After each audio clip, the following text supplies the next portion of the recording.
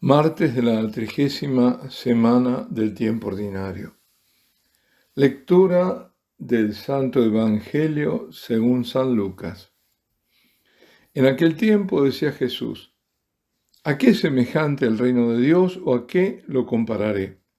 Es semejante a un grano de mostaza que un hombre toma y siembra en su huerto. Creció, se hizo un árbol y los pájaros del cielo anidaron en sus ramas. Y dijo de nuevo: ¿a qué compararé el reino de Dios? Es semejante a la levadura que una mujer tomó y metió en 3 medidas de harina, hasta que todo fermentó. Palabra del Señor. Las dos semejanzas que el Señor utiliza en sus parábolas para explicar cómo es el reino de Dios tienen entre ellas algo en común y algo en lo que difieren, porque muestra dos aspectos diferentes del reino. Lo que tienen en común es que el reino crece, y diríamos en modo inesperado. En lo que difieren, pero para complementarse, es que crece desde lo más pequeño, de lo insignificante, el grano de mostaza, y desde lo oculto, la levadura escondida en la masa. Esto nos hace pensar, es decir, fijémonos, ¿no? Pequeño, desde lo oculto. Y esto nos hace pensar en la labor titánica, en los frutos maravillosos que tuvieron como protagonistas personas que no contaban para el mundo, ni siquiera para quienes estuvieron cerca de ellas.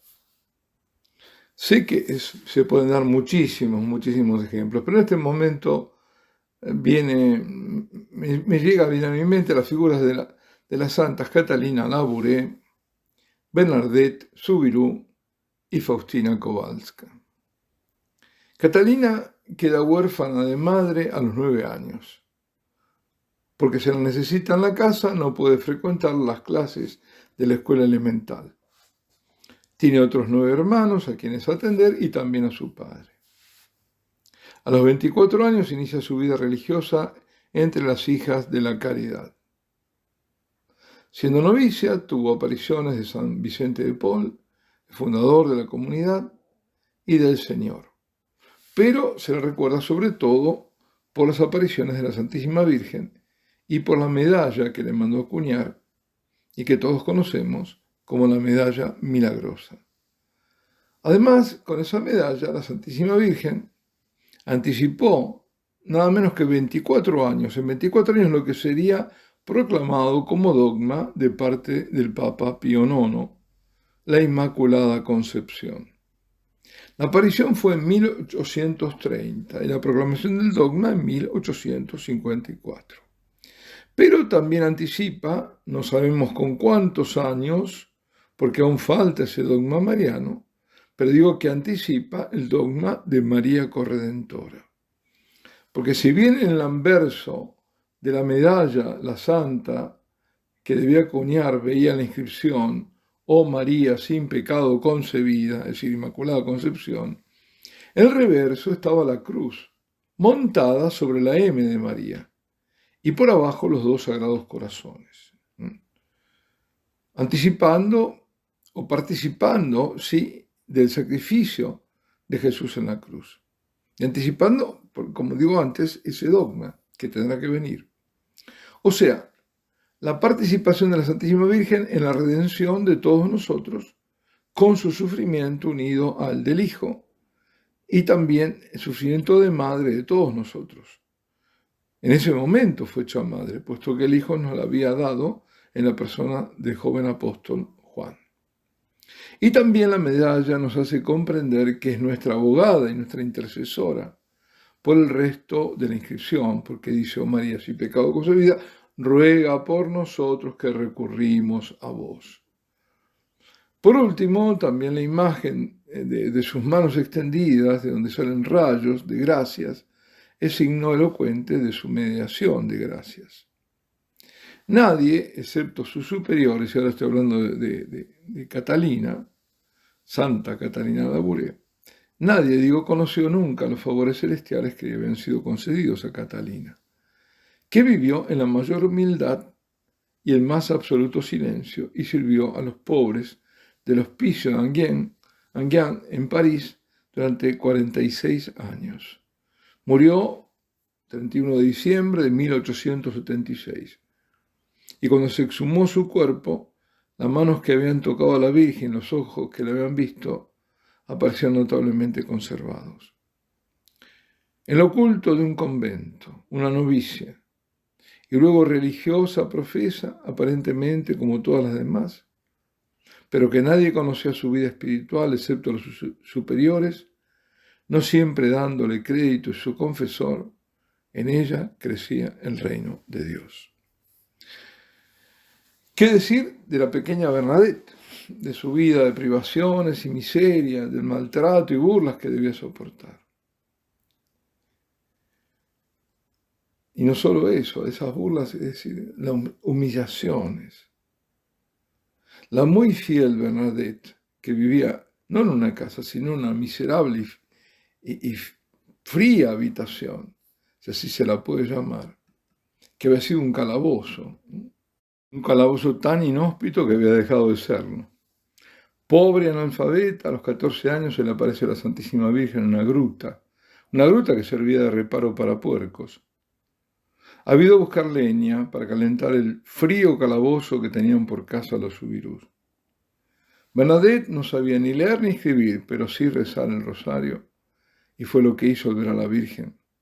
Aquella que parecía su coetánea, es una cosa que no las tenemos en cuenta, la parecía como de la misma edad de ella, pero a quien ella llamaría señora. A ella, analfabeta y paupérrima, la Santísima Virgen elige para enviar un potente mensaje de penitencia y de rezar por los pecadores, y dejará la fuente de agua milagrosa más conocida del mundo. Combinada por el cura que la aparición se diera a conocer, ella le pide una y otra vez hasta que la Virgen se da a conocer como yo soy la Inmaculada Concepción. La pobre pequeña Bernadette nada entiende, pero luego de la aparición va repitiendo el nombre para no olvidarlo. Ella no tiene la mínima idea de lo que quiere decir. Y para decírselo al sacerdote.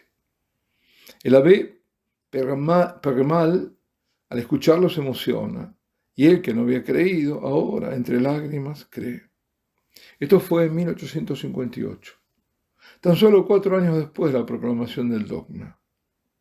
8 años después, la noche del 7 de julio de 1866, Bernadette Soubirous cruza el umbral de Saint-Gildard, la casa madre de la Congregación de las Hermanas de la Caridad en Nevers. He venido aquí para esconderme, y lo dijo con humildad. Ella que antes había vivido oculta y despreciada con toda su familia, ahora venía a ocultarse. Tanta tensión, tanta curiosidad morbosa sobre su persona después de las apariciones la disgustaba. Allí en Nevers, como religiosa, permaneció 13 años y ofició de enfermera, a veces sacristana, pero a menudo enferma ella misma. Cumplió con todos sus deberes con delicadeza y generosidad. Se había propuesto no vivir en un solo momento sin amar. Había llegado enferma, porque siempre había estado enferma, pero se fue agravando. Murió un miércoles de la Semana Santa a las 3 de la tarde, y los ojos de la pequeña vidente que había visto a la Virgen se cerraron para siempre. Fue proclamada santa el 8 de diciembre de 1933. Elena Kowalska, que luego tomará el nombre religioso de María Faustina. Es la 10ª hija de 13 hermanos. A la escuela fue cuando tenía 12 años, y aunque buena alumna, solo 3 pudo permanecer porque debía dejarle lugar a los más pequeños. Deja la casa paterna a los 16 años para trabajar como empleada doméstica. Consigo lleva el tesoro de la fe y la oración, y la pureza también. El Señor la llama a la vida religiosa. A los 20 años entra en el convento a la Beata Virgen María de la Misericordia en Varsovia. Luego pasará a Cracovia y a otras casas de la congregación. Su labor era principalmente de cocinera, jardinera, portera. Nadie podía imaginar la extraordinaria riqueza de su vida mística que se ocultaba en aquella sencilla religiosa. Llevaba un estilo de vida sencillo, espontáneo y alegre. En tanto su vida contemplativa era intensa. Su trato hacia los demás era delicado, benevolente, sintiendo gran amor por cada uno. Solo el diario, su famoso diario, ha revelado la profundidad de su vida espiritual, conocida solo por sus confesores y en parte por sus superiores. De la lectura atenta de esas notas es posible comprender cuán místicamente profunda era la unión de su alma con Dios y cuánto Dios estaba presente en su alma, así como las luchas y dificultades que encontró en el camino de perfección.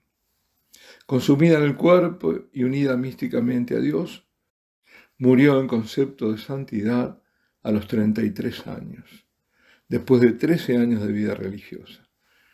El funeral tuvo lugar el día de la fiesta de Nuestra Señora del Rosario, 7 de octubre, y primer viernes del mes. Durante la Segunda Guerra Mundial, la devoción a la Divina Misericordia se extendió rápidamente por todo el mundo.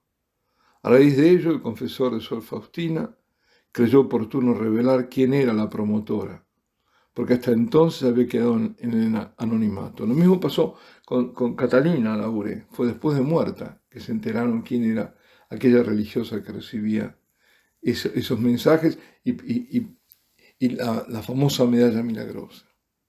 Y hablando ahora de Faustina, antes de su muerte, digo que pocos conocían su profunda vida mística y la misión que debía cumplir. Hoy el mensaje de la misericordia que le reveló Jesús es conocido en todos los continentes. Bueno, estos son algunos de los tantísimos ejemplos. La iglesia está llenísima de estos ejemplos de la enseñanza del Señor sobre el reino de Dios, que siempre crece desde lo pequeño y lo oculto. La desconocida Nazaret, una pequeña y humilde virgen, un niño que nace en un pesebre, una vida oculta durante 30 años, una cruz rústica de madera, Dios oculto en el niño primero, en el hombre torturado hasta la muerte después. Aquí está el reino en la tierra, que no es el de los hombres, sino de Dios. Por eso, queridos amigos, despreciemos las vanidades de este mundo, porque esas no nos llevan al reino de Dios. Alabado sea Jesucristo. Y la bendición de Dios Todopoderoso, Padre, Hijo y Espíritu Santo, descienda sobre vosotros y permanezca para siempre.